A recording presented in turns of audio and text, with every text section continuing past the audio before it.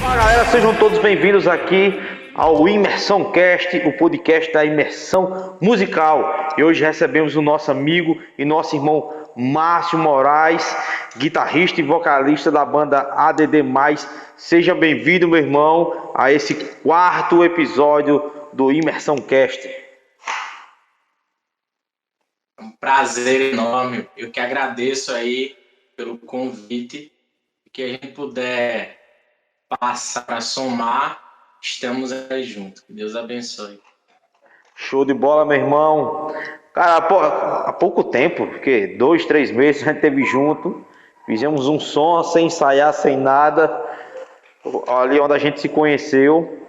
E recentemente você conheceu meu irmão, né, Jailson, que esteve aqui no episódio 3, cara. Muito bacana estar contigo. Jailson também gostou demais, cara, de estar lá junto com vocês. Amém. Na verdade, eu sempre gostei, né? Desde os meus 14 anos, quando eu comecei a ter contato com a música, eu sempre curti muito trocar ideias. Eu andava com a galera que já tinha um tempo de música a mais que eu, e isso foi o que me fez evoluir bastante. Então, assim, sempre eu estar trocando experiências, porque sempre depois de essa eu saio um pouco mais sábio do que o que eu entrei. Então, eu gosto muito, não posso ver um músico que eu já quero trocar ideia, já conversar. E o Jailson, assim como vocês, são dois caras fantásticos, músico excelente, e com certeza irá somar para o meu crescimento musical. Massa, muito massa, cara. E assim, cara, foi muito bom estar lá contigo. E eu creio que não foi diferente para Jailson. Eu costumo falar, esse dia eu estava falando para uns amigos, né, que eu gosto de tocar com quem é melhor que eu. Porque eu acabo aprendendo junto com aqueles que são bons. Porque se eu for procurar só aqueles que são ruins, eu não vou aprender nunca, não tenho o que aprender. Às vezes não é nem questão de falta de humildade, mas de procurar quem tá lá na hype, quem tá lá desenvolvendo, quem tá buscando um crescimento pessoal, e aí a gente procura andar com esse tipo de gente para poder crescer junto com eles. Sim. Cara, eu não me considero um músico, eu diria, nem em nível profissional, diante do cenário que nós temos hoje aí no mundo. Sim. Mas eu tenho bastante experiência. Eu falei desde os meus 14 anos que eu toco, estou com 30, então tenho 15 anos aí. Você sabe que o músico de igreja tem muita estrada, porque às vezes você vê caras que tocam em balinho, toca em barzinho, mas o cara só toca final de semana, né? E às vezes é um repertório fixo e todo final de semana, aliás, todo ano, entra ano, sai ano, é praticamente aquele repertório ali fixo que é o que a galera pede. É igual, tem até um ditado aí, canta Raul, né? Não, é difícil ter um show pra galera não pedir, canta Raul. Então, assim, tem uma coisa a se seguir. Já músico de igreja, hoje tem o worship, que muitas pessoas falam mal pra caramba do worship, mas por outro lado eu vejo como a identidade da igreja. Tanto que o mundo virou atenções para o worship. A gente vê aí músicos de worship que tem notoriedade em todos os âmbitos da música secular e tudo mais, né? Questão de timbre, de técnica, criatividade e tudo mais. E voltando para a questão da igreja, eu aprendi desde cedo, quando eu comecei a tocar na igreja, e eu tinha que estar lá tocando nas quartas-feiras, nos sábados, nos domingos, e cada culto tinha que ser uma música nova, diferente, senão os irmãos ficavam reclamando. Cara, aí quiser prestar essa música, Então, sempre tinha que ficar pegando música nova, e sem falar naquelas velhas provas de fogo, né? O irmão começa lá a cantar, olha para trás e vai, irmão, põe aí, irmão. E você tem que Se virar. desenrolar, né? E aí, às vezes você pega uma música numa tonalidade, você chega lá e o irmão não canta naquela tonalidade. Você tem que harmonizar, não reharmonizar, mas você tem que transpor o tom música de última hora. Então, assim, quer ou não, é uma escola muito grande a igreja. Tanto é que os maiores nomes da música mundial começam a igreja. A igreja é um celeiro de músicos, né? Sim, Whitney E Houston, eu acho que Elvis Presley, e assim vai por diante. sim, sim. A Katy Perry, tantos e tantos outros. Você vê aí os caras passaram, tiveram o primeiro contato com música na igreja, Justin Bieber, e entre outros, né? Até cara do meio do metal mesmo, do rock, que tiveram seu início ali na igreja. Você pega o baterista do Angra, o atual baterista do Angra, teve início. Você pega o antigo tecladista do Xamã, o Juninho Carelli, né? Então eles, principalmente o tecladista do Xamã, o tecladista do Xamã, ele foi aluno do tecladista do Voz da Verdade. Tiveram início lá. Mas, cara, eu fiquei. com vontade. Eu fiquei sabendo depois, nesse advento agora dos podcasts, né?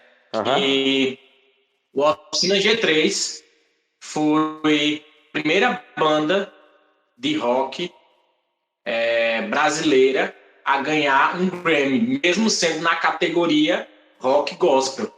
Nenhuma outra banda de rock do Brasil já ganhou um Grammy, e o Oficina G3 ganhou. Então os caras foram um divisor de água. Quem diria que os Entes iriam trazer um Grammy na categoria de rock, que nenhuma outra banda de rock brasileira conseguiu. Essa semana eu estava apresentando a Oficina G3 e falando isso para um amigo meu. E poucas bandas de rock conseguiram o Grammy. Eu só consigo me lembrar agora aqui de imediato, recentemente também, coisa de 3, 4 anos, a gente teve aí Megadeth. E agora tem 2 anos por aí a gente teve o Dream Theater. Quase, e entre essas duas bandas aí a gente teve aí o Oficina G3. Então você pega duas bandas de nível mundial, como é Dream Theater, Megadeth, e aí você pega o Oficina G3 lá no meio. Muito bacana. E aí o cara gostou muito. O cara é até ateu. Pois é, cara. A gente já entrou em questão de falar de banda, essas coisas. Cara, fala como foi que surgiu, quando surgiu a AD+. Então, como eu falei para você, desde cedo eu comecei a ir para a igreja com 10 anos, e por volta dos meus 14 anos, o teclado de igreja só tinha um teclado, e o irmão que tocava teclado, ele era líder do louvor, e ele era praticamente um músico, né? Porque ele tocava e tinha duas irmãs que faziam o canto, né? E aí precisou fazer um FAO em Maceió. E os pais dele, para preparar a saída dele, eu era o único jovem compromissado com a igreja. Eles chegaram para mim e perguntaram se eu queria aprender a tocar teclado. Eu já tinha sido picado pelo bichinho do rock. Eu costumo dizer assim. É massa. E meu sonho, a minha paixão era aprender a tocar guitarra. Mas a igreja não tinha guitarra, eu não tinha condições de comprar uma guitarra e nem minha família também tinha condições de comprar uma guitarra para mim. Aí então eu falei, o que tem, então vamos lá. E eu aprendi ali, foi meus primeiros passos aprendi a tocar teclado. E aí foi que conheci o Ronaldo, que foi meu professor de teclado.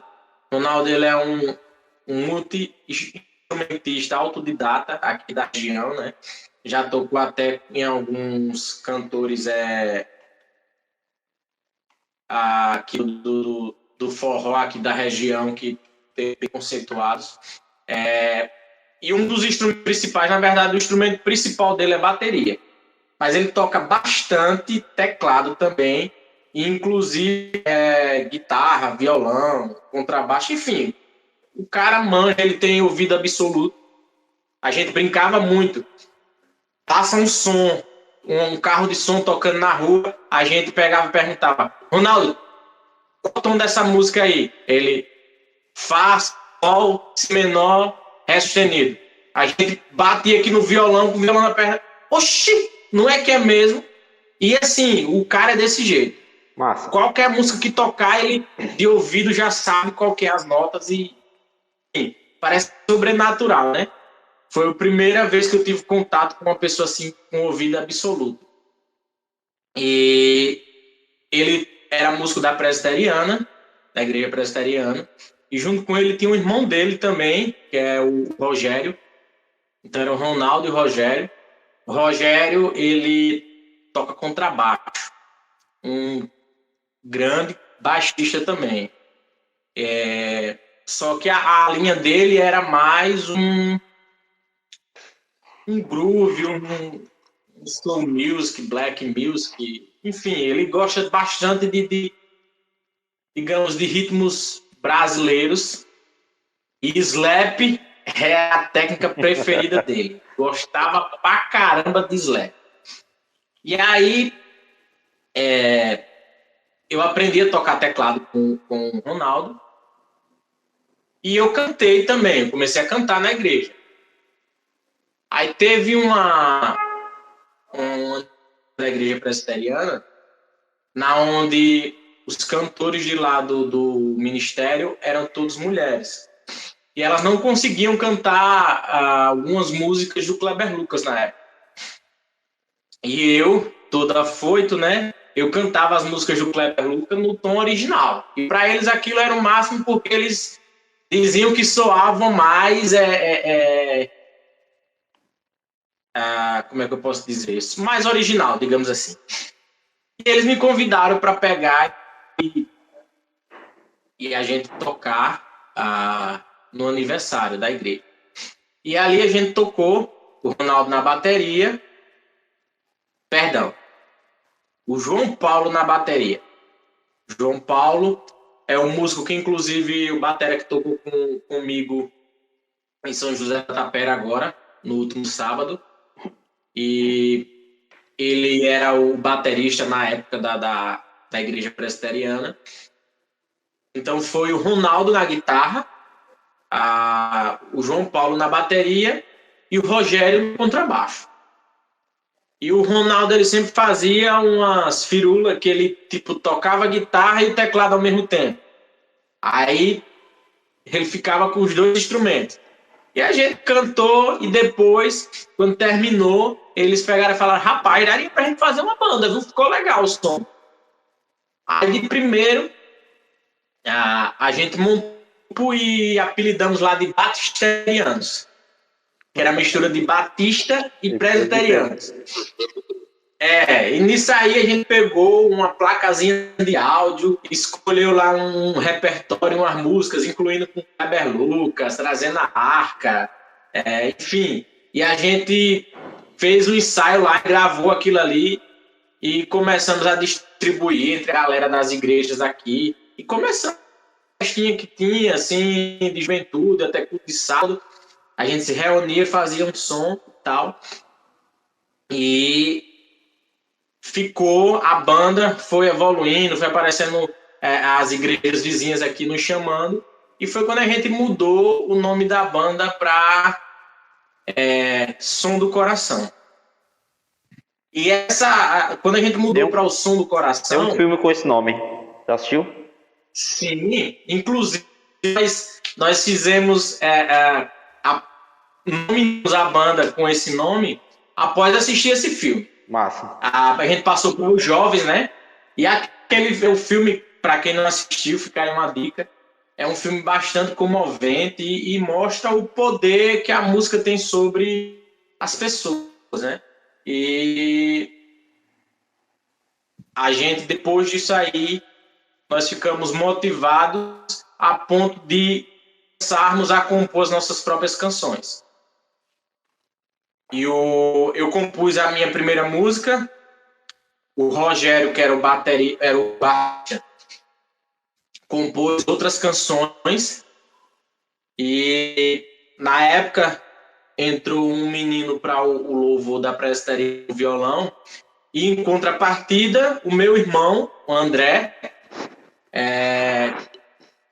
ele começou a violão. Chegou um pastor lá na igreja que tinha um violão, e aí eu já tocava teclado, e o pastor deu de presente o violão para o meu irmão André. E meu irmão André começou a aprender violão. Aí agora na igreja já era teclado e violão. Mas eu não gostava do teclado ainda, né? Não era a minha paixão. Quando eu vi o Ronaldo lá tocando a guitarra, que ele pegava e ligava uma Zoomzinha 505, aquela distorção abelhuda. Era famosa. Aquilo ali, meu sangue chega a ferver. Nossa! E aí, quando meu irmão André deixava o violão de lado em casa, que ele trabalhava, e na época eu não trabalhava, tinha 14 anos, então eu estudava pela manhã. Quando eu chegava da escola no período da tarde, eu ficava treinando no violão. Aí eu tinha uma apostila que me deram para eu ficar treinando o teclado, e eu comecei a transpor os assuntos que estavam ali ligados ao teclado para o violão. Massa. E eu pegava, ficava vendo a questão das escalas e a relatividade. Pô, se aqui, se tem uma ordem que é Dó, Ré, Mi, Fá, Sol, Lá, Si, e entre essas notas, entre o Dó e o Ré tem um Dó sustenido, entre o Ré e o Mi tem um Ré sustenido, então aqui é a mesma ordem. Cada casa, então, se aqui é Dó, um Dó sustenido, Ré sustenido, e assim foi. E eu fui montando os acordes ali e fui aprendendo. Aí peguei os primeiros acordes, ali do sistema Caged, né? O Dó, o Ré, o Mi, o Lá e o Sol. E já tocava algumas músicas e tal. E, inclusive, para você ver como a minha primeira composição eu compus ela por um acidente.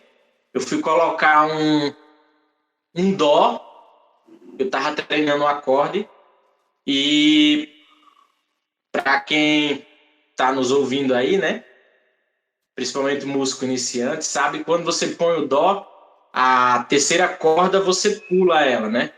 E eu não pulei a terceira corda, eu coloquei aquele de dedo em degraus, mas sem pular a terceira corda. E aquela sonoridade, quando eu bati ali, foi de um Fá com nona. E eu, opa, errei, não é esse o som do Dó. Aí, consertei, subi, pulei a corda 3 e coloquei o dedo 2 na corda 4. Casa 3. Segunda casa, e o dedo 3, corda 3, ou na corda 5, terceira casa. Terceira casa. E aí eu percebi que fez um balanço legal. E aí eu fiquei ali, descia para o Fá com nona, subia para o Dó. Descia para o Fá com nona, subia para o Dó. E vi que ficou uma melodia bonita, uma harmonia bem bonita. Subdominante, né? E aí eu fui viajando, cara. Fui tocando ali e fechei meus olhos e comecei a falar o que eu achava dele. E eu disse, tá vindo uma música aí. E corri, peguei um caderno e fui anotando. E assim nasceu a minha primeira canção, através de um erro. Eu errei uma nota e aquele choque ali, aquela descoberta, me inspirou a fazer uma música. Então, daí eu não parei, eu continuei e treinando. Em poucos meses, cara, eu acho que foi 3 meses da gente ter montado já o Som do Coração e já estarmos com as nossas músicas. A gente até chegou a gravar de novo, arranjamos as músicas, né? A gente ensaiou e a gente gravou CD com o nome Som do Coração. E esse CD foi todo arranjado pelo Ronaldo e pelo Rogério. E na época, como eu ainda não tinha fluência no instrumento, eu não dava tanto pitaco, né? Então, essas músicas elas não ficaram à minha cara. Eu cantei e tal, porque tinha feito, porque era algo nosso, mas a música que eu tinha feito, que eu tinha mostrado para eles, eles tinham colocado um arranjo, mas não tinha ficado à minha cara. E a gente gravou aquele CD, um CDzinho fundo de quintal também, e a gente começou, inclusive, a vender para arrecadar fundos, e a gente ainda conseguiu comprar uma guitarra, uma Conda, se eu não me engano, nessa época. A gente comprou uma guitarra, foi com a grana dele aí, e a guitarra era da banda, tá? Se algum dia a banda se desfazer, a gente vende a guitarra e divide para todo mundo. E daí, como a guitarra era da banda, eu peguei e falei pros caras, pô, tô aprendendo um pouquinho aí, deixa eu levar a guitarra para casa, eu aprendo a compor, eu componho umas músicas, os caras levaram a guitarra para casa. E aí, cara, quando eles estavam montando lá o som pra gente poder ensaiar, eu pegava a guitarra, ligava a Zoom 501 e começava os meus arranjos agora em cima da minha música. Aí eles ficavam dizendo, o que você tá fazendo aí, maluco? Aí eu falei, não, cara, foi que eu tava achando, será que não ficava melhor assim, não? E aí chegou a um ponto de que a ação acabou, a gente não tinha mais uma identidade, digamos assim. Foi justamente na época em que o Irmão Lázaro surgiu e houve um boom do Afé, né? Afé Music, que eles chamavam, que era o axé gospel. E a galera queria tocar axé também. E como todo bom e velho roqueiro, principalmente quem está iniciando, eu me recusei. Eu falei, eu não toco axé. Ó. Se vocês quiserem, Kleber Lucas eu canto, Aline Barros eu canto. Agora, essa música de axé eu não canto. Não vou cantar.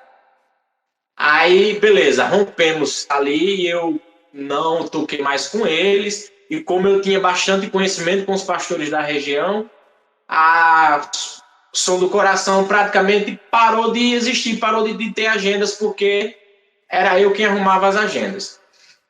Então, eu me sentei, peguei todas as músicas que eles tinham arranjado, que eram minha composição, e eu agora reharmonizei elas ao meu jeito, ao meu modo. E ficou uma pegada meio pop punk, hardcore, e um rock alternativo, algo do tipo assim. E eu criei todos os arranjos. Eu chamei o Ronaldo para tocar bateria com a gente, porque o Ronaldo tinha ele tem, na verdade, ele toca bateria, sem sombra de dúvida, para mim é o instrumento que ele melhor domina. E na época tinha acabado de chegar um carinha recente na igreja, e ele queria também aprender a tocar guitarra. E eu ficava dando algumas dicas a ele e tal, mas aí nesse meio caminho, ainda ele querendo tocar guitarra, mas a gente tinha necessidade na igreja, e o pastor comprou um baixo e pôs para ele tocar baixo, e aí ele ficava fazendo muito riff de guitarra no baixo. E o que aconteceu? Eu acabei assimilando a forma dele tocar baixo ao baixista do Blink. Não sei se você já ouviu. Quem? Blink 182. Blink tem umas bases de baixo Blink muito massa. Isso.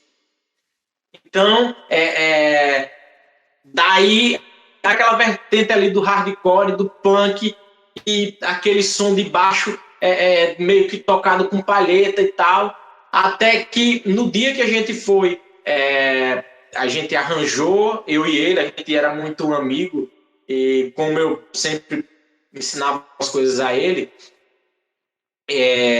a gente tinha um entrosamento muito grande.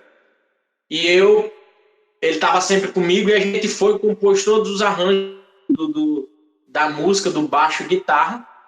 E teve um dia que eu chamei o Ronaldo. Ronaldo, vamos fazer um ensaio? Eu chamei o Ronaldo, a gente passou as músicas e eu gravei num celular. Eu acho que isso foi 2010 para 2008. Ficou um áudio ruim pra caramba. Mas aí eu gravei aquilo ali e eu procurei o Luciano, que era o único cara aqui da minha cidade que mexia com. E eu cheguei para ele e perguntei, Luciano, quanto você cobra para gravar um CD? E ele pegou e disse, de quem é? Eu falei, é mesmo, é umas composições minhas e tal. Aí ele falou, deixa eu ouvir. E eu botei para tocar ali no celular e ele pegou, ouviu, de que é essa música aqui? Eu acho que eu já ouvi essa música. Eu falei, não, cara, você não ouviu não essa música não. Fui eu que fiz. Homem, tá tão legal esses arranjos aqui. Eu falei, não, fui eu que fiz, cara. Aí ele pegou e disse, olha, se foi você mesmo que fez essas coisas aqui, se não for de ninguém, eu gravo seu CD de graça. Ele falou, qual é o nome da banda? Aí, por incrível que pareça também, olha a história dos filmes aí de novo. Tem um filme chamado O Roqueiro. Não sei se você já assistiu. Não, esse não. Que conta a história de um cara que tocava numa banda de metal, ele era baterista, e aí ele fazia solos de baterias muito grandes na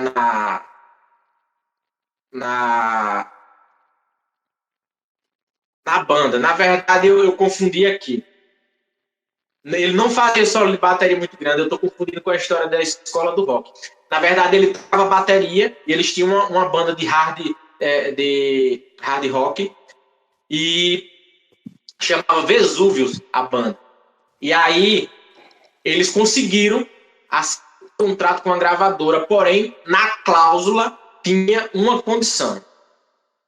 E aí o empresário chegou, chamou ali o cara, a galera da banda, só aí, vai dar certo, vocês vão ficar milionário e tal, e é a sua chance. A gente vai colocar vocês nos maiores shows e tudo mais, mas tem um porém.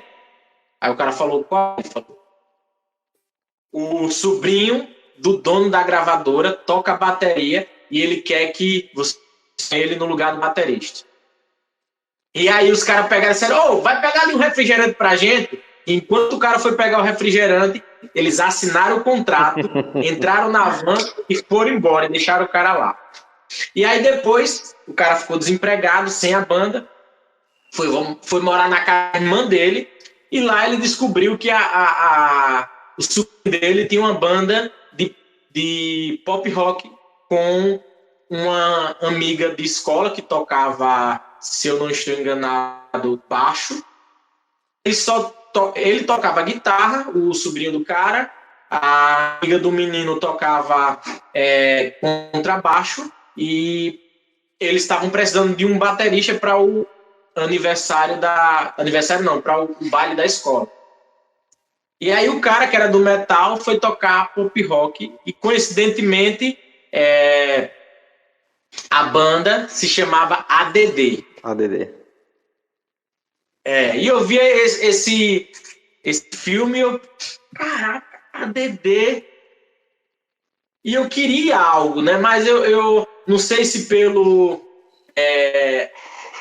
o advento dos anos 2000, onde tinha muita banda com sigla, né? Tinha tipo NX0, tinha algumas bandas que tinha uma sigla. Eles pegavam e juntavam deixava só a sigla, pegava uma frase, resumia ali e ficava nominada o nome da banda. A versão eu achei aquilo, era 7x, né? Pronto. A versão era 7x. Isso.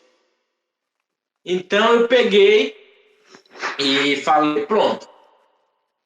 O meu desejo sempre foi adorar a Deus. Então, a partir de hoje nós vamos ser adoradores e eu quero usar a minha banda para evangelizar. Então nós seremos adoradores de Deus, temos somar para o reino dos céus. Aí por isso ficou ADD+. Massa. E assim nasceu a banda. E logo em seguida a gente já entrou em estúdio e gravamos o nosso primeiro CD, que inclusive está aí disponível no Spotify. Massa. Só ir lá e dar uma conferida, galera. ADD+. A banda ainda continua ativa? Sim, a gente tem bastante dificuldades assim, na questão de músicos, né? Hoje mesmo, o baixista comigo, ele é de uma cidade vizinha, e baterista, a gente não tem um baterista fixo. A gente, até porque aqui a minha cidade tem uma carência de músicos, e a gente sempre que precisa de um, tá sempre ocupado. Aí eu meio que fico alternando. Cada vez quando aparece uma agenda, eu chamo um que estiver disponível. Então, a gente está com a carência de músico. A gente já teve uma fase onde nós tínhamos os músicos fixos, que eram membros e que realmente trabalhavam, a gente se reunia para ensaiar ou não, mas a gente se reunia para orar, para ter um momento de oração, porque era o que eu falava para eles, né? Se tiver só música, nós somos uma banda do mundo. Se nós queremos ser uma banda de Deus, nós temos que ter comunhão com o Espírito. Então, a gente se reúne uma vez por semana e ali a gente estipulava metas assim, como, por exemplo, a gente colocou uma vez nas nossas metas no festival de Garanhuns. Lá tem um evento chamado Palco Gospel. E eu fiquei sabendo disso, eu falei, cara, eu quero tocar no palco gospel. Nós vamos tocar no palco gospel. Vamos orar, porque eu vou correr atrás dessa oportunidade para a gente. E eu corri atrás do organizador, procurei saber, desenrolei o número do cara, entrei em contato com ele e falei, nós temos uma banda, temos CD gravado, é uma oportunidade para estar divulgando o trabalho aí. E o cara nos deu a oportunidade. E a gente foi lá e conseguimos tocar no festival de Inverno de Garanhuns. Massa. Inclusive, a galera gostou tanto que eles faziam um festival um pouco menor, só que de verão, e eles nos reconvidaram de novo para a gente tocar lá no festival de verão. Top. E nós tocamos lá também no festival de verão. E eu sabendo que existe o prêmio da música gospel aqui no estado de Alagoas. Tem. Então, já sei que tem um tempo já que tem, já conheço faz bastante tempo. Acho que acho que uma pessoa que ganhou conhecido, não sei se você conhece, mas não lembro onde ele tá mais ou onde era. Um cantor chamado Beverly. Da Igreja Batista, não lembro. Beverly, meu Deus. Cara, não lembro. Eu sei que ele ganhou. Era Beverly, meu Deus, não era Beverly o nome do cara. Ele veio cantar aqui, eles cantavam em quarteto, só que ele cantava solo também, cara. Agora, eu creio que eu deve ter me atrapalhado no nome. Mas tem mesmo aqui, faz tempo que eu sei. Tem esse prêmio. Pronto. E eu peguei, eu falei, nossa, a gente tem que entrar nesse prêmio da música gospel. E eu desenrolei o número do cara do prêmio da música gospel, entrei em contato com ele, mostrei o nosso trabalho e nós concorremos à categoria de banda de melhor banda do estado de Alagoas e banda revelação. Infelizmente a gente não chegou a ganhar, mas nós ainda nos apresentamos lá em Maceió, no Teatro Deodoro, lá na premiação do prêmio da música gospel de Alagoas. Massa, eu quero aproveitar. Então, assim, eu quero abrir rapidinho um parênteses aqui. Aqui na cidade vizinha, aqui em Pernambuco, Itaíba, vai ter um festival gospel. Se quiser, eu passo o contato se você quiser participar. Os ganhadores vão participar no festival lá em Brasília. Se tiver coragem. Velho, eu acho que às vezes a gente se acovarda, né? Nós não deveríamos ser assim. Mas talvez seja as responsabilidades, né? Eu, eu, eu tenho muitos afazeres. Não que na época que eu comecei com a DD+, eu não tivesse, até porque eu me casei um pouco cedo. Eu me casei com 22 anos. E então eu já tinha trabalhar, mas eu sempre tive a sorte, os meus trabalhos sempre era de um período. Então, quando a gente arrumava a agenda, o segundo período da tarde, assim, tipo, ou eu trabalhava só na manhã, ou então só no horário da tarde. E aí eu pegava e trocava, sempre com a pessoa que me substituía. Ó, tem uma viagem, o cara trocava, aí eu fiquei conhecido aqui na cidade como o Márcio da DD+. A galera, cadê o Márcio da DD+? Massa. Quando tem evento aqui na prefeitura, emancipação política, cadê aquela banda da Igreja Batista? A pessoa diz assim, não é da Igreja Batista, porque os músicos não são da Igreja Batista, mas chama aquela banda dos meninos lá da DD+, aí vem entrar em contato comigo pra gente tocar. Porque eu fiz tantas coisas assim, que a gente acabou ganhando visibilidade. E eu não fico só parado. É aquela velha questão, né? Se você quer ser lembrado, você precisa ser visto. Com certeza. Então, de 3 em 3 meses, mais ou menos, eu fazia uns eventos que eu chamava de pocket show. Depois a gente começou a chamar de Sertão Adorador. E, inclusive, no nosso canal no YouTube, no canal da banda, tem um pouco desses eventos que a gente fez aí. E esse Sertão Adorador, infelizmente, nós fizemos 2 edições apenas. Primeiro porque foi um período no qual, onde teve a saída de membros, né? Os membros saíram, e aí ficou só eu. Foi quando eu fiquei para reestruturar a banda. E também foi quando entrou o período da pandemia, e aí a gente não tinha mais como trabalhar. E como que era esse pocket show? Eu pegava eu alugava um tablado, só o piso mesmo do palco. Eu pedia até os praticáveis, que não é um palco de verdade, é cerca de 40 centímetros de altura apenas, ou 40, 50 centímetros de altura. Para a gente ficar bem próximo do público mesmo. E a gente pegava um palcozinho de 4 metros, 4 por 6, e aí nós pegávamos um som de médio porte, a gente punha na praça central da cidade, na Praça da Matriz, e nós não colocávamos nem divulgação. Muitas vezes a gente não fazia nem divulgação. A gente só chamava igrejas locais, chegava lá, pedia, lógico, tinha que fazer o ofício, levar para a prefeitura, tudo mais, pedir a liberação do local, e lá a gente montava o som, e quando era noite, cara, a gente tocava para a galera lá, começava a fazer como se fosse um show de rua. E esse valor, o valor do evento, ele era custeado por nós mesmos. Eu coloquei muitas vezes mais de 50% do valor do meu bolso. E eram eventos assim que beirava, naquela época, mais em 2014, 2015, beirava os R$ 1.000. Já era um valor bem alto para a gente estar fazendo isso aí. Mas a gente levantava esse valor de 3 em 3 meses, a gente sempre estava movimentando isso aí. E eu comecei a fazer um projeto no qual eu convidava bandas para participar. Então sempre tinha DD+, e um convidado. Só que, cara, eu já tentei de tantas formas assim movimentar a cena aqui na região.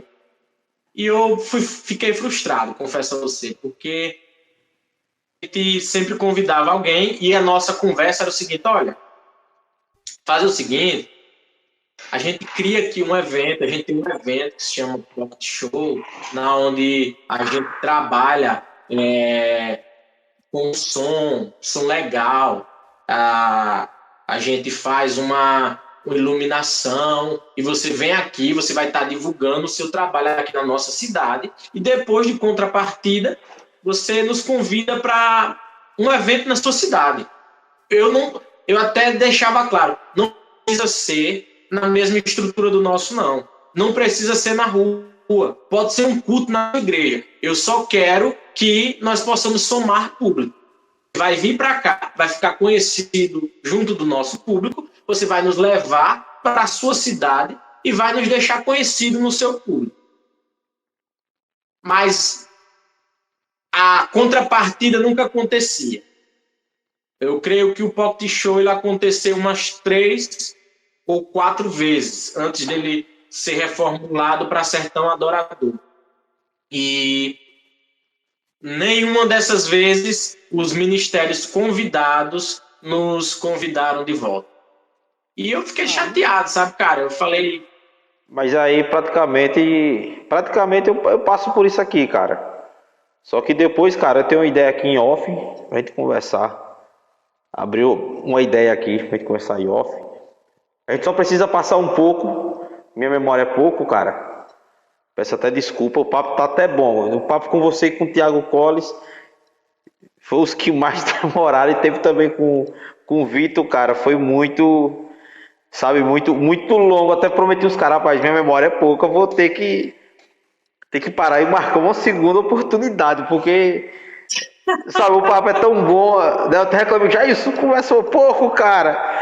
Já isso conversa pouco, sabe? Já isso conversou pouco. Eu queria que você mostrasse seu equipamento, cara. Peço desculpas, mas eu prometo ter uma segunda parte, cara.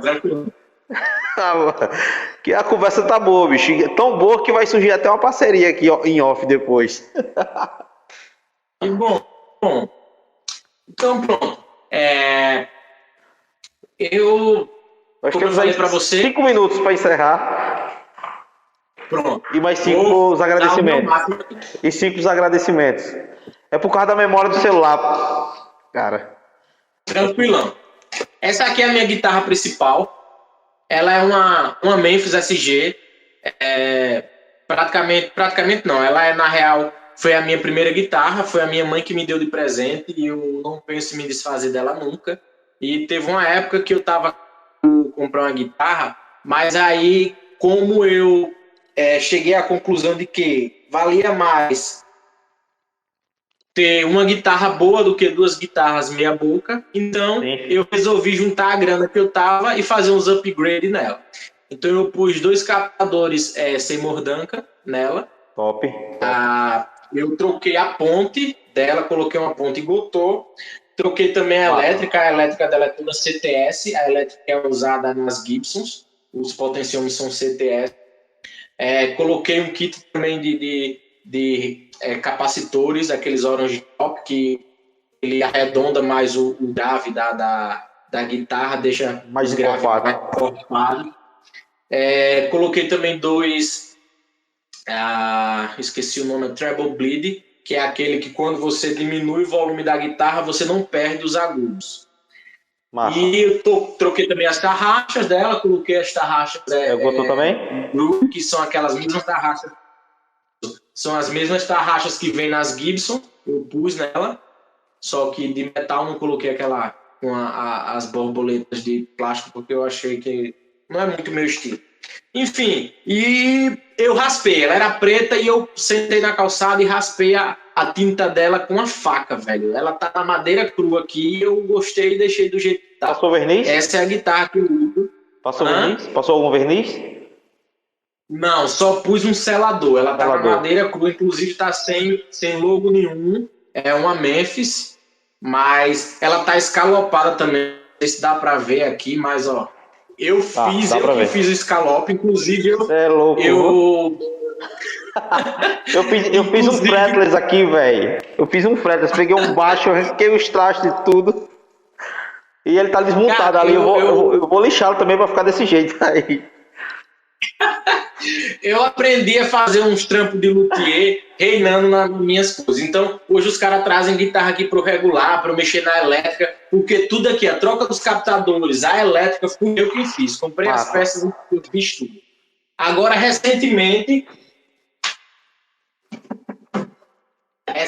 que eu digo assim, há uns 2 anos atrás, eu peguei essa raridade aqui, é uma Giannini, anos 80, ela tá toda velha ainda, bem acabada mesmo. Inclusive, quando eu peguei, ela também tá sem logo. Essa aqui eu ainda não mexi nela. Para dizer que eu não mexi, eu só troquei os captadores. Coloquei uns captadores de uma marca nacional que é chamado Custom Pickups. E eu blindei ela tá blindada com alumínio. Massa. E refiz a elétrica, que a elétrica dela não estava funcionando. Não saía som. Mas a elétrica, a guitarra voltou a funcionar. O tensor também não estava ajustando. Eu mandei fazer uma bala de tensor aqui e ajustei o braço. Então agora ainda consigo tocar nela, que na época eu não conseguia. E futuramente eu penso em deixar ela ajustada para fazer parte do meu set e eu tocar. Mas por enquanto ela fica só para estudo aqui, porque eu achei linda pra caramba. Eu, sei lá, me amarrei por essa coisa velha. O velharia. Aí, de violão eu tenho esse. Já vi que tem muito. Na verdade, eu tenho ali mais um Memphis, um violão Memphis, que eu deixo ele só para backup. Esse daqui é um Epiphone. Sou apaixonado pelo... Na verdade, eu gosto muito dos instrumentos da Gibson. E o J200, né? É um dos meus violões favoritos. Então, como eu não podia comprar um J200 de 50 mil, eu peguei o EJ200 Epiphone. Se não fala memória... E é um violão assim que tem um som... Se não fala memória, é um J200 do filme lá, O Som do Coração? Sim, é. Isso mesmo. Tocar na rua com o Gibson J200. Né? Isso. Então, eu peguei esse aqui, que é um EJ200, que é a versão da Epiphone, do J200, e tem um som fantástico, um som muito bom mesmo. Inclusive, eu vi uma comparação e a diferença para o Epiphone é mínima. E agora eu vou só mostrar o meu set de pedais, rapidão aqui, correndo. Deixei tudo aqui perto para facilitar. Pronto. Tá aqui. Eu uso uma... Isso, começando aqui pelo início. É um OCD. Você começa com quem aí? Quem inicia a cadeia? O início da cadeia é o drive, o OCD da Fulcrone. Certo. Inclusive, a marca decretou falência. Estava conversando com o Jailson, ele pegou e falou: cara, tu guarda esse seu pedal que ele vai valer uma grana daqui uns dias. Ah, com certeza. Aí eu curto muito o som dos Marshall. Inclusive, eu tenho ali não sei se dá para ver. Eu tenho ali. A cadeira tá na frente. Agora dá para ver. Deixa eu... Sim, massa. Não sei se dá para ver. Dá para ver. Eu tenho ali um Marshall DSL 40, valvulado de 40 watts. E eu curto muito o som da distorção dos Marshalls. E esse OCD, ele tem um som bem Marshall, só que mais low gain. E eu peguei o Punch Box da Furman por conta que ele lembra o som de um OCD, só que com mais ganho. E aqui é uma... ele já vem com high, né? Um você usa pro low gain, o outro vai... O OCD, isso. O low gain. Eu não tenho... O high gain. Eu não tenho primeiro estágio, é só segundo e terceiro estágio. Beleza. Eu não... Como minha vertente é mais rock, então eu não tenho um som tão clean assim.